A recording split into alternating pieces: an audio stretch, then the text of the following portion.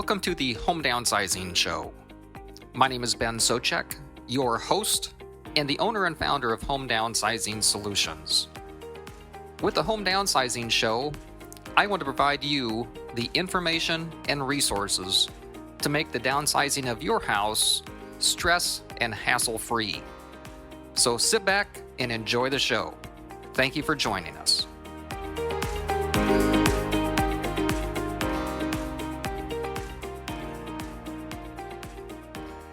Good morning. I am Ben Souchek with Home Downsizing Solutions, and thank you for joining us today on the interview series for Home Downsizing Solutions. Today, I have a special guest, Steve Kuker with Senior Care Consulting in Kansas City. And thanks for joining us again today, Steve. Thanks, Ben. Thanks for the opportunity. I appreciate it. Absolutely. Well, in another video, we discussed somewhat when to consider moving to a senior care community. But like you always say, you want to start earlier, not later, if you don't have to.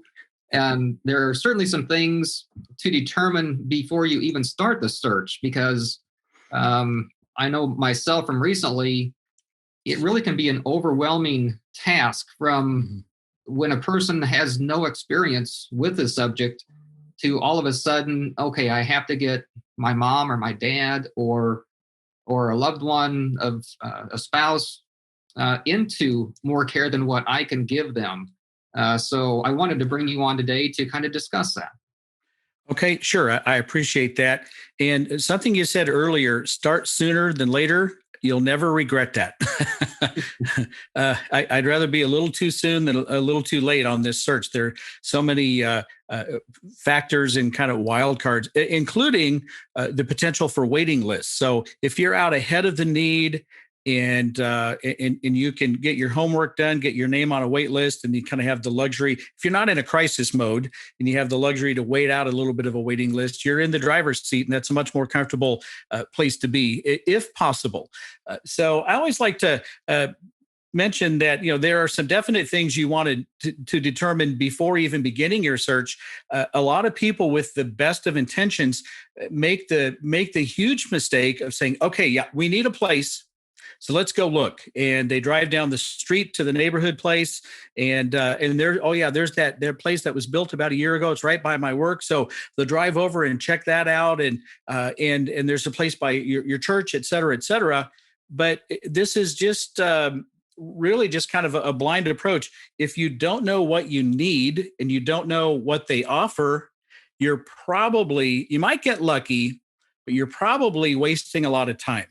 And with the best of intentions. So I like to educate my clients, and I like to educate my listening audience through the radio program Senior Care Live on what to determine before even beginning your search. So number one, what level of care do you need? And I equate the level of care and I relate that to the licensure. So according to the state's licensure, what does this particular place, what do they offer? So long-term care is the highest level of care. Some people, I call it long-term care. A lot of people still know that or think of it as the nursing home. It's that medical model that can help with pretty much anything that you're going to need. The assisted living level of care. So there's a separate licensure there. It's different than long-term care. Assisted living is a social model that can help you minimally or fully with those activities of daily living, like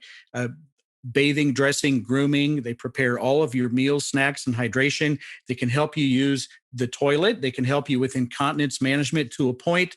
They can distribute your medications. There's a full slate of activities for social engagement.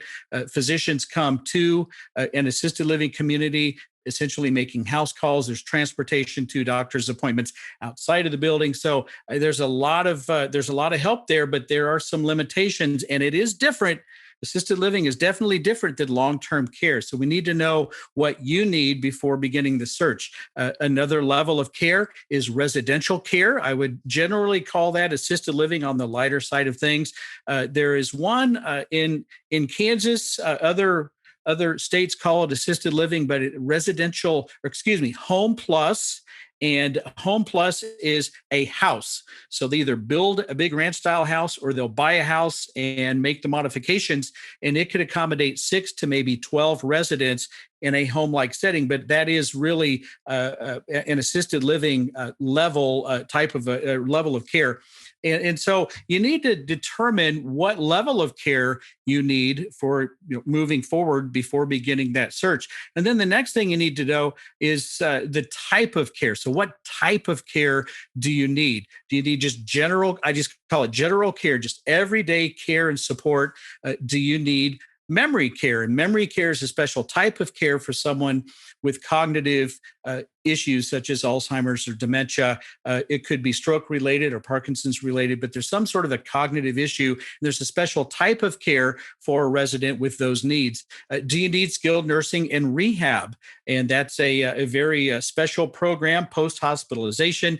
And then some other specialty types of care. Mental health care. Do your loved one need mental health care? Do you need hospice care? Do you need respite care? So we have our level of care, and then we have to determine our type of care, and then the elephant in the room, right?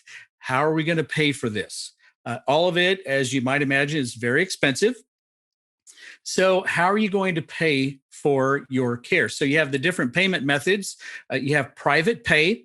So if you ever hear anyone say, oh, we're a private pay community, that is using your own resources to pay every month for your care. Will you be able to use Medicare to help pay for your care? Will you need to qualify for the Medicaid program? The Medicaid program says that if you should outlive your assets and meet particular qualifications, then the Medicaid program would pay for the majority of the cost of your care at your senior care community. And then sometimes people will have long-term care insurance, and I think only about 5 or 6% of those needing it actually have it. It's one of those insurance contracts that's very specialized, but if you have it and you need it, it is worth its weight in gold. I'm a huge fan of long-term care insurance. And then if you're a veteran or a spouse, a surviving spouse of a deceased veteran, you may qualify for a great benefit from the VA called the VA Aid and Attendance Benefit. So to quick review, what level of care do you need? What type of care do you need? And then how are we going to pay for it? And then the next point, number 4, location. So we all want to be as close as we can possibly be so it's convenient to stop by and check in on and visit our loved one. But sometimes you may need to throw the net out a little further in that search to find the best fit and the best care available. So try not to be too tight with that location parameter. And you know what? There may be a place that just works out perfectly that's close to you. But my question when I'm working with clients is, how far are you willing to drive to see your loved one?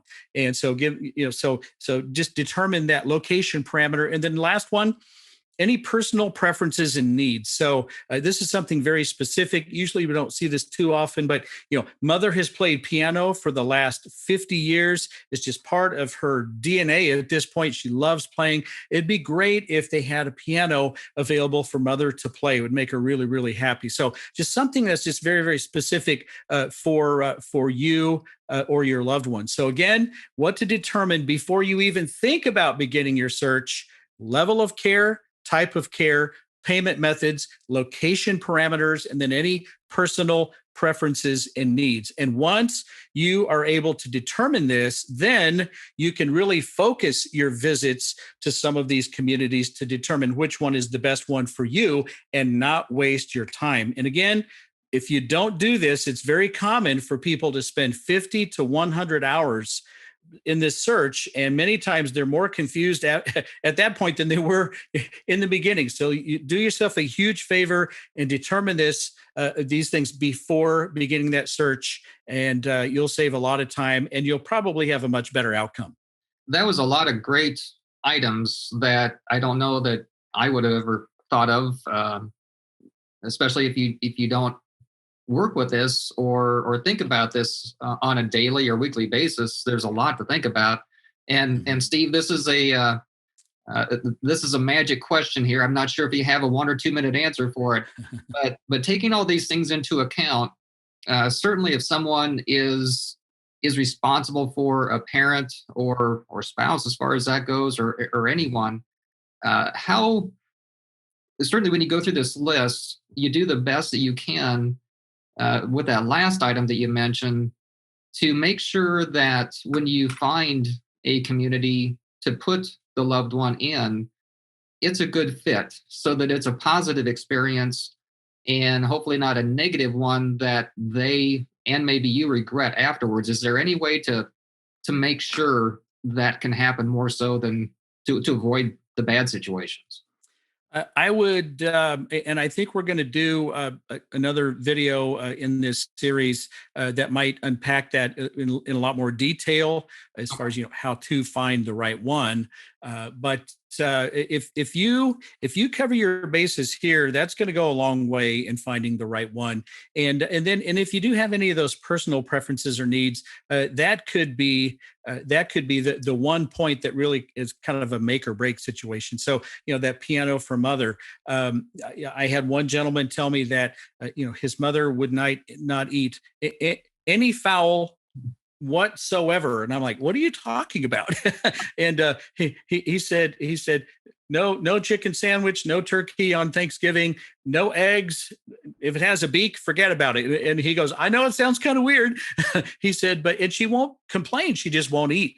And so I said, well, that's really good to explain that to the dietary folks so that they make sure that she has a diet that is to her liking and to her preference. So if mother loves bridge, or dad loves to play pool, or dad loves to get out and he likes that dirt therapy. He likes to do some gardening.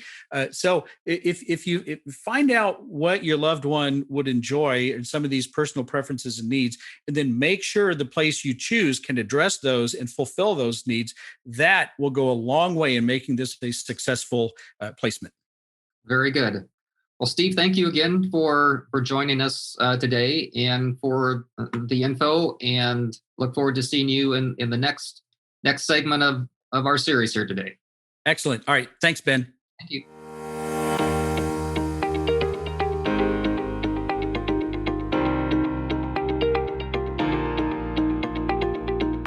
Thank you for listening to this episode of the Home Downsizing Show. For additional information and resources on home downsizing, just go to homedownsizingblueprint.com. That's homedownsizingblueprint.com. Or if you're ready to sell your house and downsize, just go to homedownsizingsolutions.com. That's homedownsizingsolutions.com. And if you have ideas to improve our show or topics that you'd like us to cover, or have any questions that we can answer, just call our office, toll free, 855-291-5005. That's 855-291-5005. Thank you.